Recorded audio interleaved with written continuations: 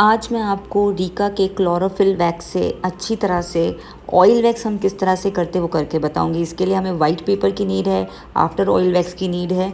Usage सबका आगे आगे पता चल जाएंगे। अब आप वैक्स की कंसिस्टेंसी देख लो। मैंने थोड़ा सा वैक्स अपने हीटर में निकाल लिया था और अब इस तरह से जब पतली कंसिस्टेंसी हो जाए तो हमारा वैक्स रेडी है, ठीक है, काम करने के लिए। बहुत थोड़ा सा वैक्स आप लेते जाओगे अपने स्टिक में और बहुत पतली पतली लेयर लगाते जाओगे। अच्छा, काफ़ी सारे जो लोग हैं ना वो ऊपर से भी स्टार्ट करते हैं और कुछ लोग नीचे से भी स्टार्ट करते हैं। ये टोटली आपकी कन्वीनियंस के हिसाब से कि आपको कहाँ से सूट करता है। मैं हमेशा वैक्स अपने हथेलियों से ही शुरू करती हूँ, ठीक है। अच्छी तरह से मैंने वैक्स को अप्लाई किया। उसको जितना पतला कर सकते हैं इतना पतला करेंगे और फिर पेपर आप अकॉर्डिंग टू आपकी साइज़, कुछ लोग बहुत बड़े बड़े पेपर यूज़ करते हैं, कुछ लोग बहुत छोटे और कुछ लोग मीडियम साइज़।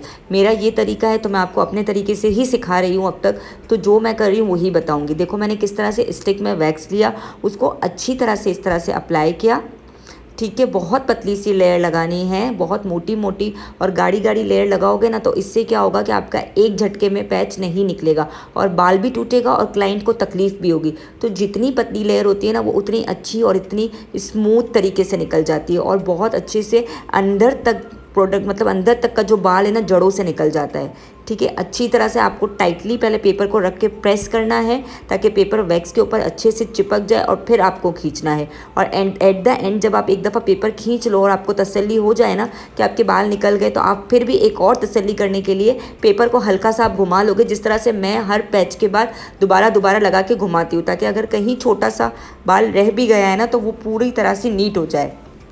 अच्छा, अब अगर आप लोग बिगनर हो ना तो आप इस तरह से थोड़े थोड़े हिस्से में वैक्स लगा के फिर पेपर से निकाल सकते हो। लेकिन अगर आपकी एक्सपर्टीज़ बहुत अच्छी है तो आप एक साथ पूरा भी लगा सकते हो। लेकिन समर में, गर्मियों के वेदर में इस तरह से वैक्स करना ज़्यादा फ़ायदेमंद है, क्योंकि जब हम पूरा वैक्स एक साथ लगा लेते हैं ना तो बॉडी टेम्परेचर की वजह से ऑयल वैक्स जो है वो मेल्ट होना शुरू हो जाता है हमारी बॉडी के ऊपर। और फिर जब हम उसको पेपर से खींचते हैं ना तो वो बिल्कुल चिपचिप हो जाता है, बाल भी टूट जाते हैं, वैक्स निकलता भी नहीं है। इस तरह से अगर इस वेदर में आप लोग करोगे ना तो आपके वैक्स बहुत अच्छे और बिना एसी के।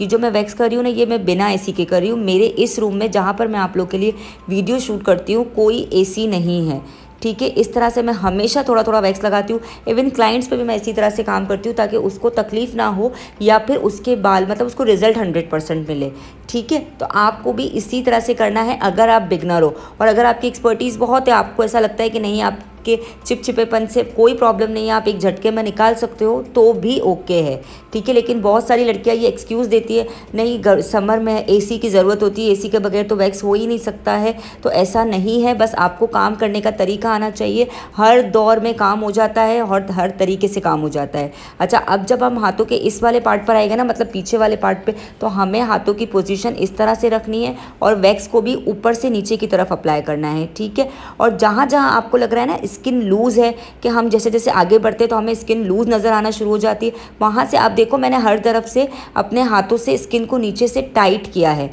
ठीक है। और अगर आप इस तरह से स्किन को टाइट कर लेते हो ना तो स्किन पे बिल्कुल भी कोई रैशेज़ नहीं होते, कोई नील नहीं पड़ता। ये देखो इस तरह से मैं हमेशा इस तरह से, अब जहाँ से मुझे लगता है ना कि हाथ थोड़ा सा फैटी है तो मैं उसको पकड़ लेती हूँ पेपर से खींचने से पहले। ये देखिए इस तरह से, इससे क्या होता है कि कभी भी नील नहीं पड़ता है। मैंने बहुत सारी लड़कियों को देखा है वो प्रॉपरली पकड़ती नहीं है, बस जल्दबाजी में वैक्स लगाती है, धर निकालती है। अब क्लाइंट चाहे बाहर में बेड़ा गर्क हो जाए उसका, हमें अपना काम करना है, चाहे ख़राब हो अच्छा हो, लेकिन हमें प्रोफेशनली, मतलब जो मैं सिखा रही हूँ प्रोफेशनली काम करना है। और ये सोचना है कि आगे जो हमारे बैठा है ना वो भी एक इंसान है, उसको भी तकलीफ़ होती है, ठीक है। अब बारी है फिंगर पे। फिंगर को बहुत सारे लोग अवॉइड कर देते हैं, हमें बिल्कुल अवॉइड नहीं करना है। हम बहुत अच्छी तरह से थोड़ा थोड़ा वैक्स लगाएंगे और प्रॉपरली फिंगर को भी नीचे की तरफ से पकड़ेंगे और फिर पेपर को खींचेंगे, ठीक है। ये एक प्रोफेशनली तरीका है। अगर आप लोग इस तरह से वैक्स करना सीख जाते हो ना तो बहुत ही अच्छी बात है, आपके क्लाइंट्स आपसे बहुत खुश होकर जाएंगे। आपको समर टिप्स भी मिल गए। अब बारी आती है आफ्टर ऑयल वैक्स की। ज़रूरी नहीं है कि आपके पास यही वैक्स हो, आप इसकी जगह बेबी ऑयल, मॉइस्चराइज़र क्रीम, जो भी निविया का लोशन भी यूज़ कर सकते हो, लेकिन ज़्यादा मॉइस्चर वाला हो तो बेस्ट है, ठीक है। अच्छी तरह से एक अच्छी क्वांटिटी में आप इसको लोगे, क्लाइंट के हाथों पे लगाओगे और बस फिर हमारे हाथ चमकदार तैयार है, ठीक है। अब आज की वीडियो कैसी लगी कमेंट में आपको ज़रूर